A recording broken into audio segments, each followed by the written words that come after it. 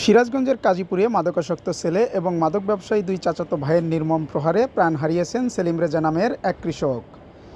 এ ঘটনায় সেলিম রেজার স্ত্রী এবং মেয়ে গুরুতর আহত অবস্থায় বগুড়া শহীদ জিয়াউর রহমান মেডিকেল কলেজ হাসপাতালে ভর্তি রয়েছে বলে জানা গেছে।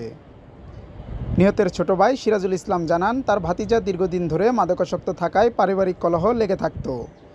গতকাল নেশার টাকা চাইতে আসলে বাবা ছেলের মাঝে কথা কাটাকাটি শুরু হয়। ঘটনার এক পর্যায়ে নিহত সেলিম রেজার ছেলের পক্ষ নিয়ে তেড়ে আসেন অভিযুক্ত আব্দুস সালাম ও তার ভাই শহীদুল ইসলাম। নিহত সেলিম রেজার সাথে কথা কাটাকাটির এক পর্যায়ে লাঠি দিয়ে মারধর শুরু করেন আব্দুস সালাম মাস্টার ও শহীদুল ইসলাম।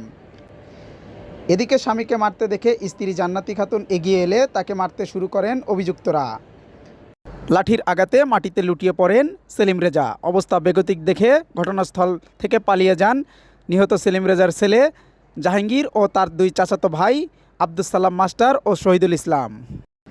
নিহতের ছোট ছেলে প্রত্যক্ষদর্শী মারুফ ঘটনার বর্ণনা দিয়ে বলেন, সালাম মাস্টার শহীদুল সৈকত আগে আঘাত করছে শহীদুল।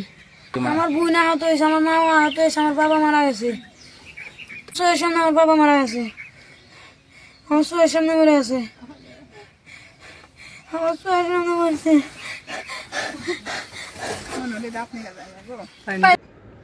স্থানীয় সূত্রে জানা যায়, এলাকায় দীর্ঘদিন যাবৎ মাদক ব্যবসা চালিয়ে আসছেন অভিযুক্ত আব্দুস সালাম মাস্টার ও তার সহযোগীরা। এমন ন্যাক্কারজনক ঘটনার সুষ্ঠু তদন্ত এবং বিচার চেয়েছেন এলাকাবাসী।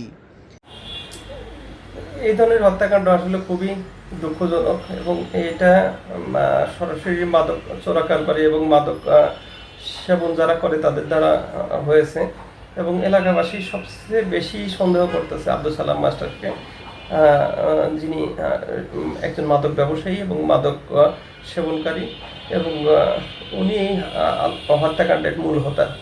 সুতরাং মাদক সেবা এবং মাদক ব্যবসা বন্ধ করার জন্য আমরা আকুল আবেদন জানাচ্ছি প্রশাসনের প্রতি। ঘটনা সম্পর্কে জানতে অভিযুক্ত আব্দুস সালাম এবং তার ভাই শহীদুল ইসলামের সাথে বারবার ফোন কলে যোগাযোগের চেষ্টা করা হলেও সম্ভব হয়নি। এ বিষয়ে জানতে চাইলে কাজীপুর থানার ভারপ্রাপ্ত অফিসার ইনচার্জ নুরে আলম বলেন,